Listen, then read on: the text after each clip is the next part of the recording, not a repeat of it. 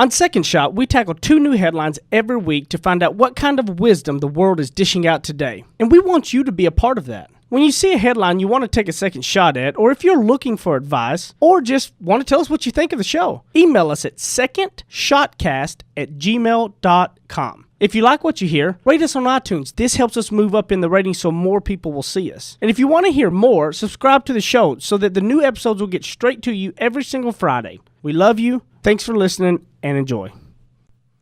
There's a lot of news in the world today. News that might surprise you, startle you, upset, or maybe impress. News that's not always for the faint of heart. That's why the man who failed his way to success, Heath Oaks, is stepping up. Tackling today's headlines with ignorance on fire in a way only a millennial mogul can. Take off your sport coat, grab a beer, and enjoy the conversation. This is Second Shot with your host, Heath Oaks.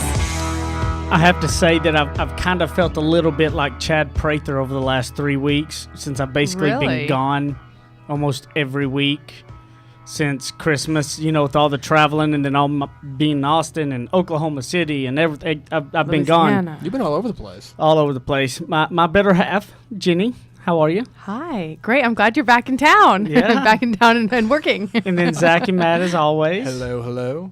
I got to tell you something interesting that I can say that my wife was not doing me dirty, but the whole week gone to Austin.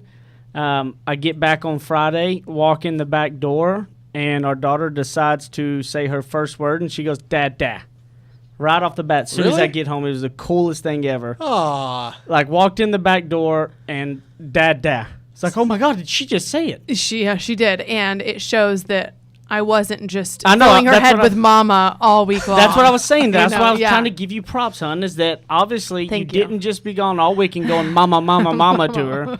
You gave me a little bit of love. I did, yes, and she gives you all the love. And now when you're gone, still, da, da. da, da, da, da. Yeah, as Brighton's learning, she has to be attempting to say some things, right? So was there ever a misfire? You thought she said something, maybe she didn't? Ba, ba, ba. Ba, all the time. Ba, ba was the first forever sound. She said ba ba for days and days and days and days. Just waiting. It's either going to be an M or a D. And then it evolved into dada. Yeah. Really strong dada. And it was even cooler that she obviously knows what that relates to because it was as soon as I walked in the back door. Oh, that is cool. It wasn't just random. Yeah, no. It wasn't just Yeah. Well, she still says it randomly. Yeah, she only has one word. Yeah, she does. She just talks da da da da all the time. That's going to be her thing. There's no chance that while Heath Oaks was away, maybe she snuck out a mama and you just kind of kept to yourself?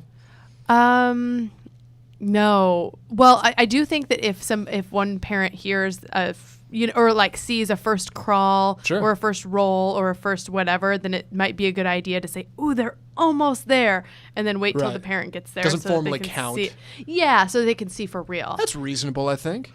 Yeah, I'm pretty sure I made a mistake on that one. Yeah, I was at. It was my first Saturday back at work. Yeah, I think so. And she rolled over. She rolled over for the first time, and of course, working parents, it's a real big struggle. You think, gosh, you don't want to miss those milestones. You don't want to miss all the big things that happen. But I go back to work believing, okay, she's going to see me following my goals and achieving what I want to achieve, but I'm still going to spend all this time with her. And sure enough, I miss her first big milestone. And he's like, guess what? While you were at work today, I was home with the baby and she rolled over. But anyway. I didn't mean it in I that. I know, know of course you better. didn't. Yeah. No, it's fine. Us guys, we don't know half the It's we fine. just She'll screw walk up with on me a regular first basis. and I'll tell you. Yeah. Well, we got a very good headline this week that obviously basically is just Alabama captures national title with overtime win over Georgia, right? So it was a big game this week, and the headline, Alabama wins. Nick Saban is going down as one of the greatest coaches of all time.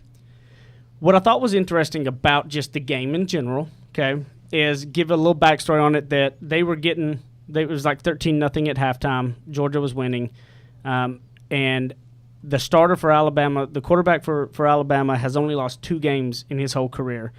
I think he threw 2 interceptions all year. So he was definitely no slack, right? At halftime, they're getting blanked. He pulls him and starts the true freshman QB who has never taken a meaningful snap in college football in the national championship, and they come back to win the game. So what is interesting about that, though, is from the outside you would think, oh, that was an off-the-cusp call, right? And sometimes I think about making those tough calls, but then I also go back to everybody else thinks that was just a whim, right? And Nick Saban has a very strong track record. So if Nick Saban made the wrong call and say they lost, nobody would remember that. Nobody would think that taints his some legacy. people would. No, But, because yeah. no, he's literally has he wouldn't it wouldn't bother him. He has so much of a track record of success. He's good. Younger coach making that, maybe it would hurt him. But the most interesting part is everybody thought, oh my God, how did he do that just off the whim? You know, because making tough calls is tough, right? But that was all planned.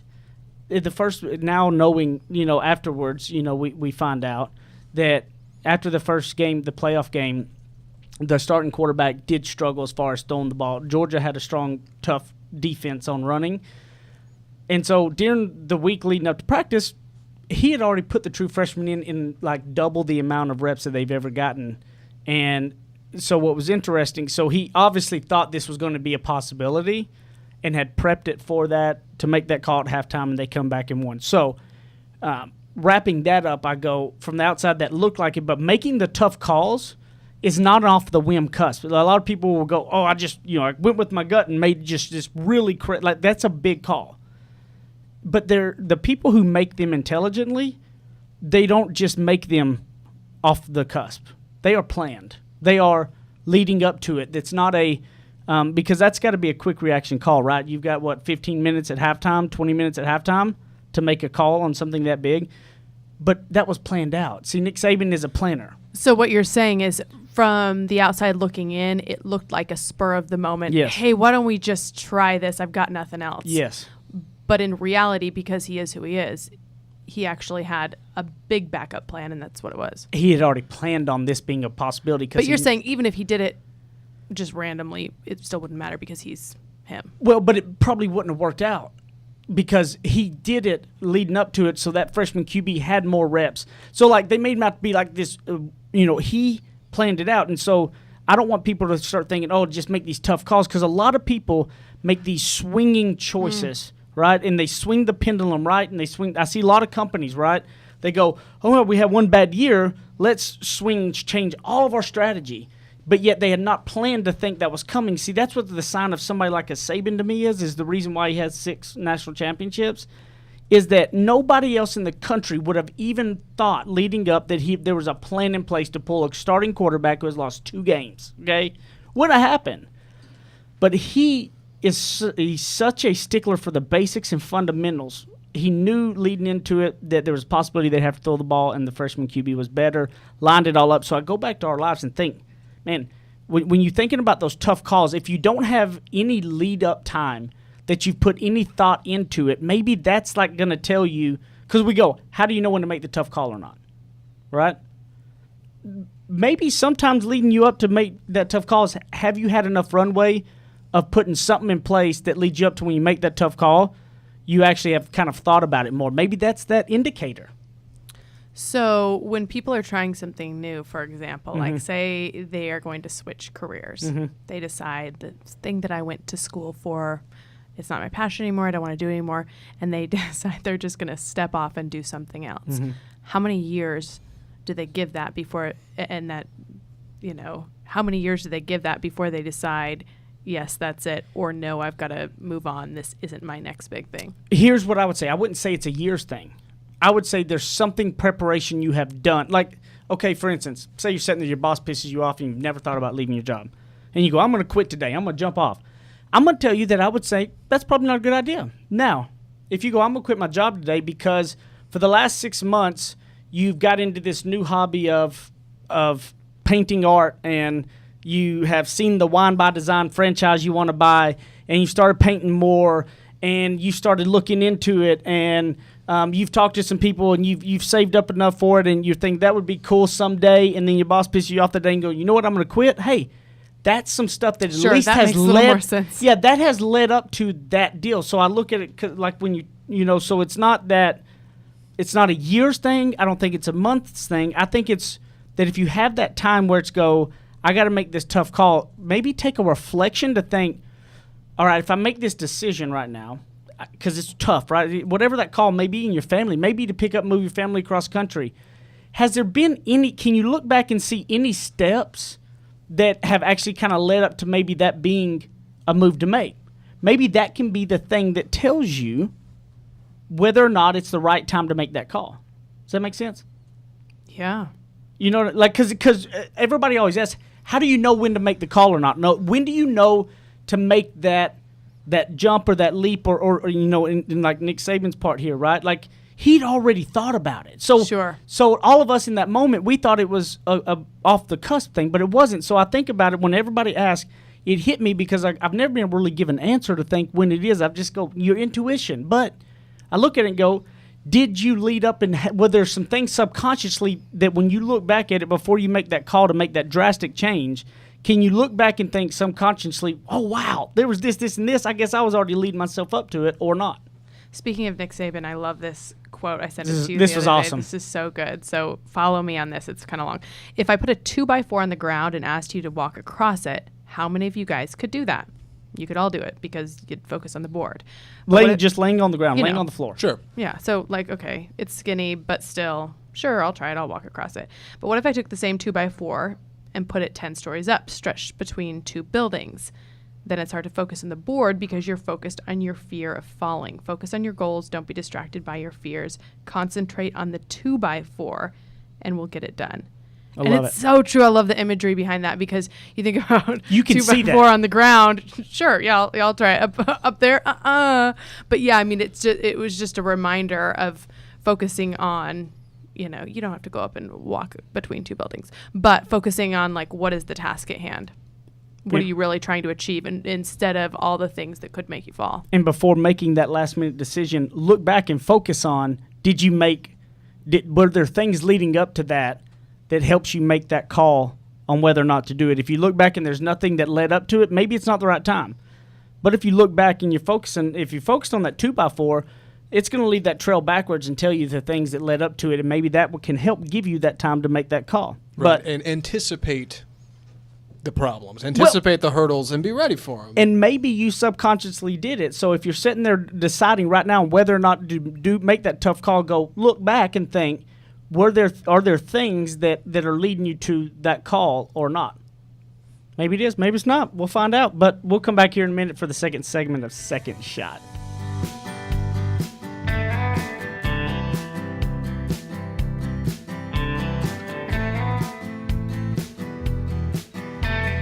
He's a suit and tie kind of guy with deep Southern roots. Heath Oaks hosts more of Second Shot coming up on RNCN. Hear ye, great news for all of you guys. Colonial Life is hiring some salespeople from all over the country. No matter where you are in the United States of America, if you're looking for a sales career, if you want to just learn more about what Colonial Life does, send an email to mbeltran@coloniallife.com, mbeltran@coloniallife.com. We'll get you set up with the right people you need to talk to and see if you're going to win that job. If you're in the Metroplex area, great. If you're in St. Louis, great. We're going to have office there for you. mbeltran@coloniallife.com and change your career today.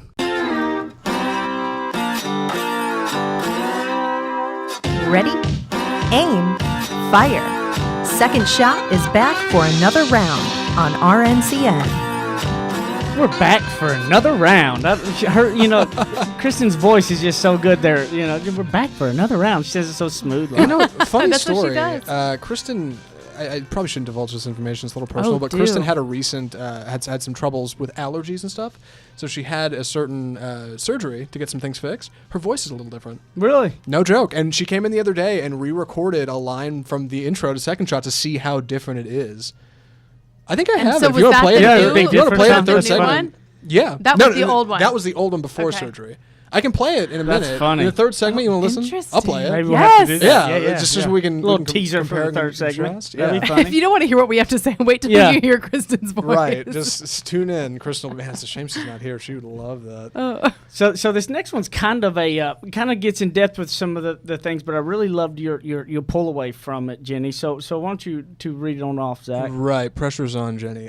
Media is collateral damage. That's a quote. Publishers react to Facebook's sweeping newsfeed changes. I actually did a podcast about this just this morning, so I feel like a pro, and I'm ready to lay it out for you. In a dramatic shakeup, Facebook said it would start playing up status updates from friends and family in your Facebook newsfeed, effectively deprioritizing content from media publishers and brands. Here's what that means, because a lot of big words. Basically on Facebook right now, the way it works is whenever you see an ad on Facebook or something from a company, they pay to get that on your newsfeed. They pay a certain amount of money to Facebook to get it there. And a lot of times if they pay enough, that will get pushed up over like things from your friends and family. Yeah, things that like people close to you actually have to say about their lives.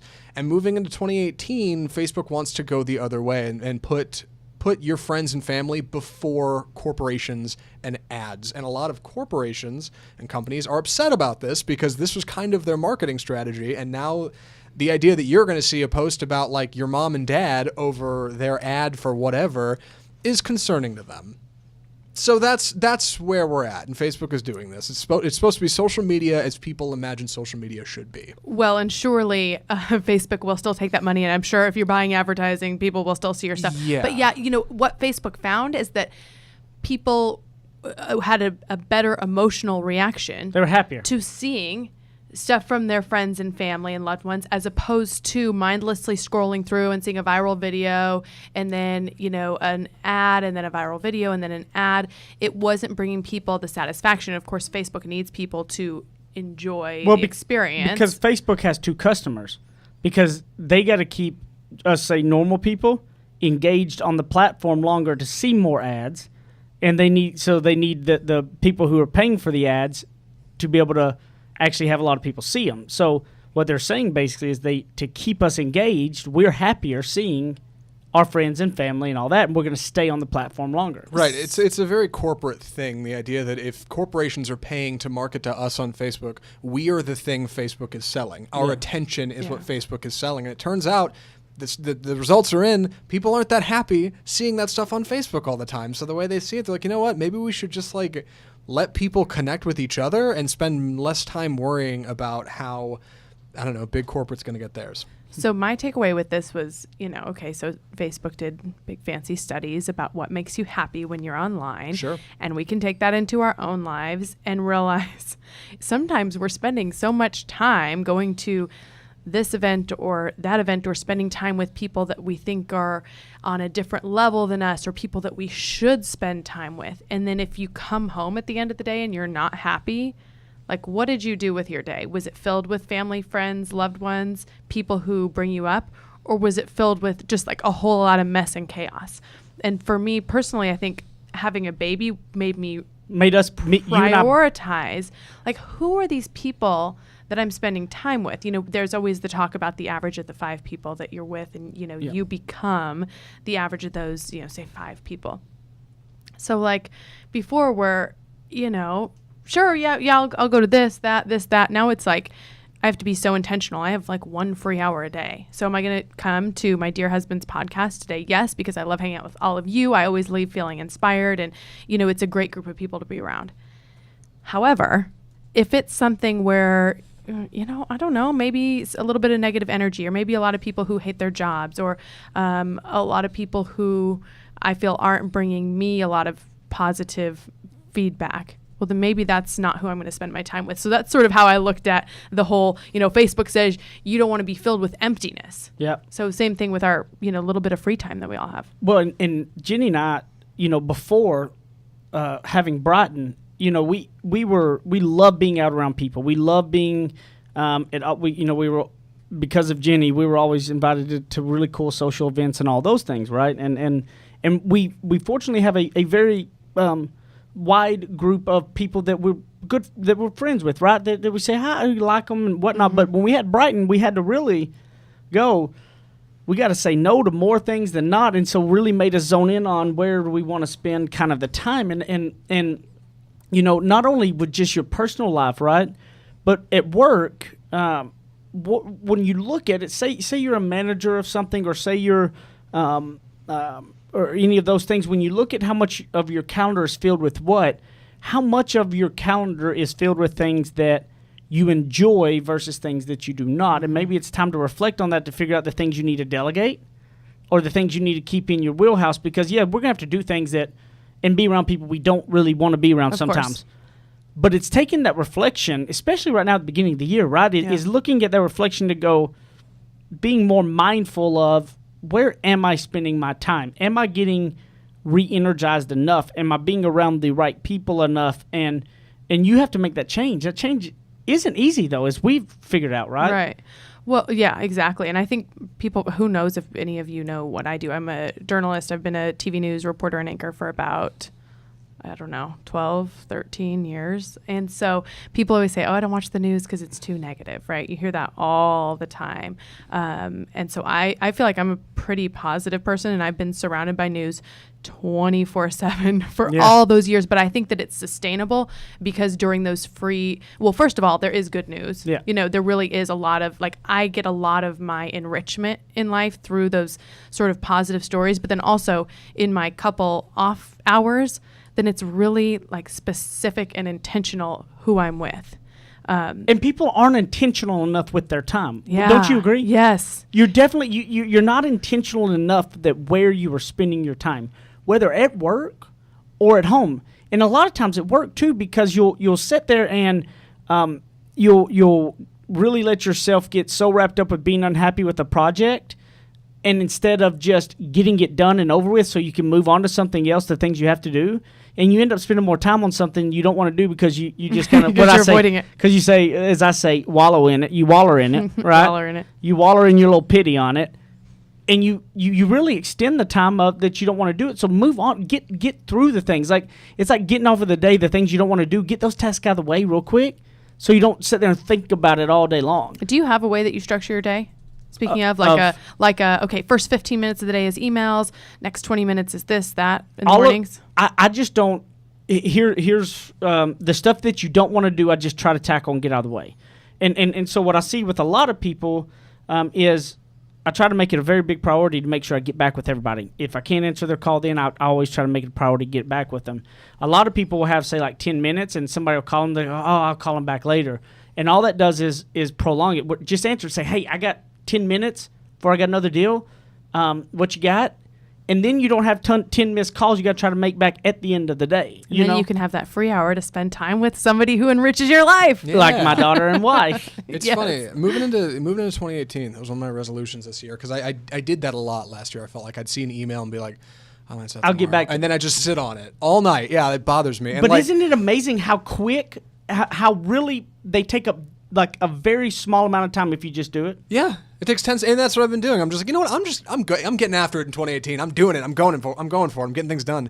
And yeah, that's exactly it. Like, even if I'm at home after hours, normally I wouldn't answer email. You know what? I'm just going to do it now, and then it's out of the way, and it's done, and I can deal with it later. And like, it feels so much more satisfying. And you end up having more free time to do the thing to re-energize yourself, to get you back up and going. And not only taking a look at your calendar and finding out where's your time being intentional, I think it's super important to do right now is to look at it and figure out where it is. Another thing to do is, which is even gets a little more personal, is take a look at your credit card statements, your checkbooks and stuff, and find out where your money's being spent to find out things you love and don't love. Because you say, oh, I do. Here's the truth. Here's how you figure out the truth. Number one is look at your calendar, and it'll tell you whether you like to say, I'm intentional with my time, or I'm good, or I don't. Look at your calendar. It'll tell you. Number two, look at your credit card statements. Figure out where you spend your money. That tells you the truth. That 7-Eleven right around the corner from the TV station. Is racked up. Oh, racked up. Yes. It is all over that statement, isn't it? Oh, yeah.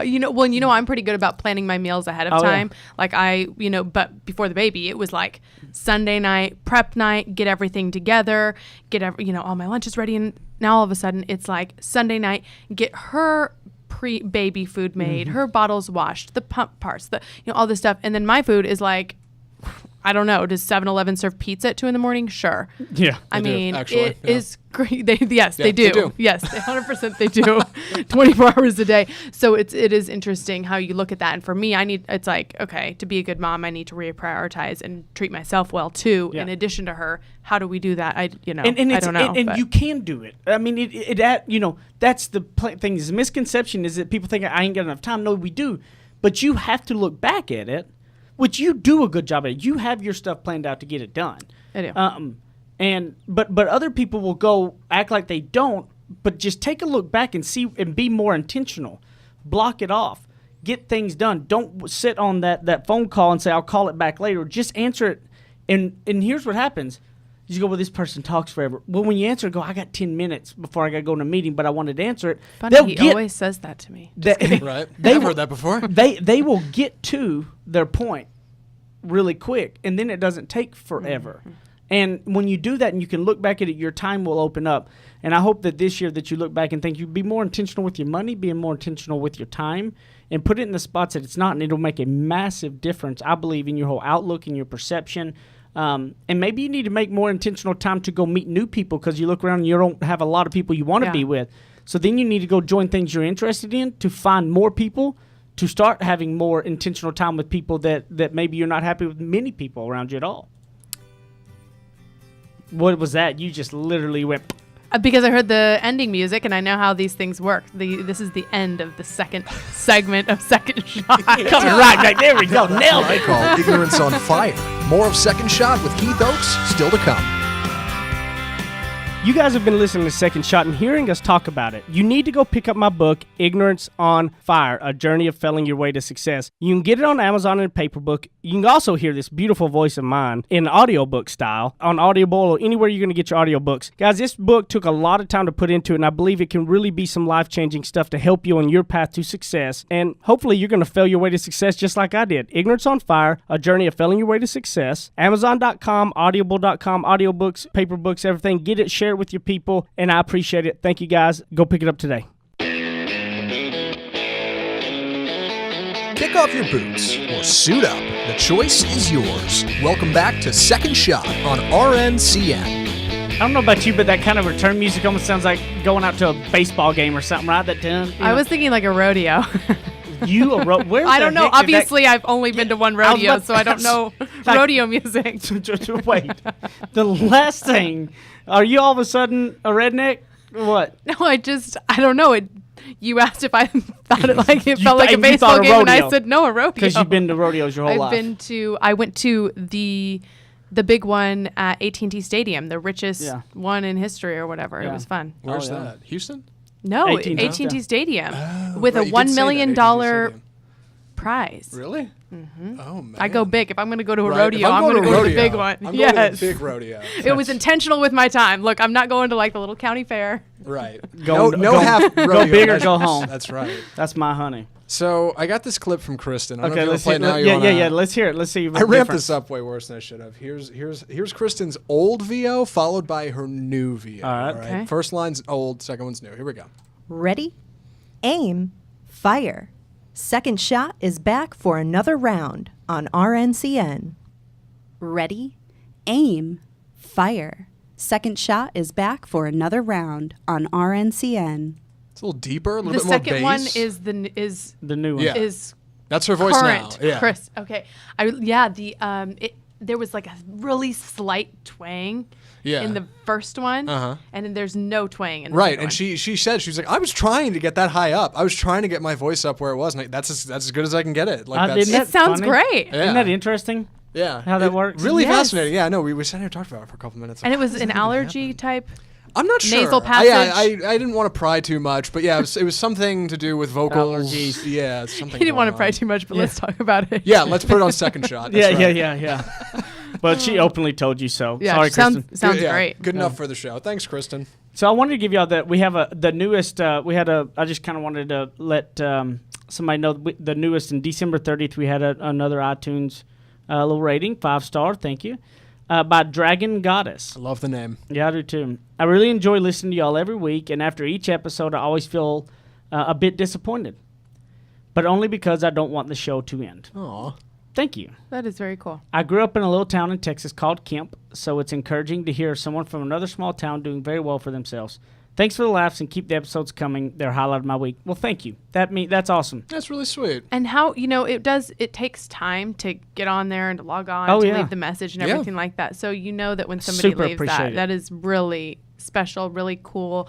People's time is limited. So the fact that they would spend some of their day every week listening. Because to I'm somebody, I don't leave ratings and reviews very often. I do when something really, because like I said, Yeah. it does take time. You got to go in there and you want to put it in there. So I'm one of those that really, really appreciate every review that anybody does, because I'm not somebody who just randomly go out there and do that. Sure. Yeah, that was very cool of her. Yeah. So we had another email. This is a cool email. I think this is very interesting. And Javier, I actually met Javier. I think he came to my book launch. Awesome. I actually believe Javier came to the book launch back in February. But said, Happy New Year, Second Shot. I'm a big fan. I'm gonna tread lightly here, as I know Heath is a Packers fan. Go Pack, go! But it's undeniable that the Dallas Cowboys conversation will be again Jerry's inability to be a football manager. He's a brilliant salesperson, but the team continues to fall short because Cowboys obviously got knocked out and didn't even make the playoffs. To me, the key is that human behavior is the easiest thing to predict. Jerry loves the action around making the team profitable, building facilities, and ultimately the intention. I'm very sure he'd love to win the last game of the season, but not more than the latter. That's why JJ is not here. When he was king, not Jerry. I'm talking about Jerry Jones. Mm-hmm. Key terms for discussion he thought was human behavior. We all try new things and resolutions this week because it all feels new. The problem is it doesn't take long for any of us to fall back on old habits. They are comfortable. They are known to our brains and feel safe. I've read our brains are built to do this and avoid conflict, danger, which seems apparent with change or out-of-habit behaviors. Thoughts. Deeply devoted Javier. What do you think about that? Well, I think he's onto something with just the goal setting. Yeah. That part of it. I was a personal trainer for about 12 years prior to all of this. And so all my clients had SMART goals: specific, measurable, attainable, realistic, and time sensitive. So SMART is an acronym. It's the acronym. So say it again. So SMART is an acronym. Specific, Yep. measurable, attainable, realistic, and time sensitive. You know that I really So are you following me? I hate that acronym now. You know why? Why? Realistic. You know. I know he hates the word realistic, but we're talking about fitness goals. We're talking about, within your frame, because I didn't want people to get disappointed. Yeah. Somebody comes in there with a bone structure that weighs more than 100 pounds and they want to weigh 90. Yeah. You know what I mean? So Yeah. that's what we mean by realistic. But I'm just joking with you. I love doing. But I took that from fitness and applied it to other things, and I think that the time stamp on it is important too, because if you're just like, I really, gosh, I want to run a marathon someday. Yeah. Someday is someday, and then it's also kind of like nagging at you, but you're not really doing anything about it. So if you're saying, okay, I'm going to do it in March, well, then you can set up your timetable. So anyway, I went off on a fitness tangent. I like that a lot, though. I think the acronym, that's a really good way. It's a very easy way to remember that stuff. Yeah. And you know what I liked about, too, what he's talking about in here? This it is a normal, it happens a lot, which is, he talks about Jerry loving the action and all that. And we do, obviously, Jerry loves action, the attention, the all of that, because most NFL owners, nobody knows who they are. There's a very small amount of people, of owners they know, and those are the ones that really want to be in the spotlight. And Jerry is the most well-known owner there is, okay? And so basically there's always been the debate about the Cowboys that if Jerry would get out of the football decision-making stuff and talks about how there's been, this is, hearsay, this is not proven, this is much people's opinion is, he keeps Jason Garrett around because Jerry Jones can be the general manager, the owner, and the football coach because he can tell Jason Garrett what to do, and he does it. And they say that he got rid of Jerry Jones back in the day because Jerry Jones wanted to do it his way and told him to stay out of it, and obviously the owner won in that event. Those are all just, let me clarify, those are all opinions that a lot of people have had forever, whether right or wrong, but that's what he's bringing up, is talking about how, do you really want to win? And if you did, would you make some changes instead of not? Yeah. Are you really, is it more important to be known and, to run that business out of, or do you really want to win? You say you want to win, but you're not making any of the changes that need to be made that have been consistently shown since your one run in the 90s that it hasn't happened. Well, what about you for your business? I would say you're pretty known in your business. You've written a book. You have this podcast. Those are not but your main job is still your main job. Do you think it helps you to be known? Well, but the difference is we win. Well, and I would make a humble joke, but you're right. But I'm being right. honest. Here's the difference. This doesn't come first. This wouldn't be a question. If the Cowboys, for the 3 out of the last 5 years, we have been the number one territory in the country. If the Cowboys have won a Super Bowl in the last 20 years, this wouldn't be a conversation. But are the Cowboys still profitable? Well, yeah, that's what he's saying. He loves this is what he loves being profitable. Runs business is great, but he hasn't won in a while, and so he's saying he does all those things well, but he's still trying to stay in the person making football decisions when he could just be sticking and running the business profitable and hiring somebody that does the football aspects. When is the time for him to get out of that and do it? That he realizes it's not working. Well, and you talk a lot about, I know, releasing control. Yep. Like letting go of some control so that it can bring everybody else up, because none of us can be the expert at everything. Oh, absolutely. And human behavior, the only thing, Javier, that I have to say that I don't agree with you on is that human behavior is the easiest thing to predict, because human behavior is one of the most difficult things I've tried to figure out to predict that known to man. You know what I mean? If I have not mastered that. I feel like, I tried to study people, but man, understanding human behavior is not the easiest thing in the world. Because your job really isn't in insurance, it's in people. Absolutely, 100%.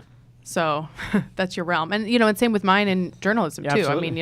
It's about people who are watching, people who are making news. And I would tell you that you're trying to understand people and human behavior is better than anything else. And in sales and negotiating, just learning and seeing other sides. When people have opposite opinions of you, instead of trying to prove to them why they're wrong, just ask questions to truly try to understand why they feel that way. And when you do, you're going to start understanding human behavior much better. Wouldn't you agree? Say that one more time. So instead of, when somebody has an opposite opinion of you, instead of trying to prove to them why your side is right, ask more questions to try to understand why they feel the way they do, and you're going to end up understanding a whole lot more than just trying to prove to them why you're right. Well, and in turn, typically when you give somebody the grace of trying to understand them, their guard goes down. they can let go a little bit and maybe understand you too. Absolutely. Which then you can move forward. But yeah, I like that. Let's break down them barriers, people. It's time to break them down. Jenny, where can they find you? So on Instagram, which is my favorite social media, Jenny Anchondo, and on Twitter, Jenny A Fox 4, and my website is jennyanchondo.com. And you can look me up at Heath Oaks at Ignorance on Fire, like always. Nice to have my beautiful wife in the studio. Until the next time on Second Shot, we'll be back.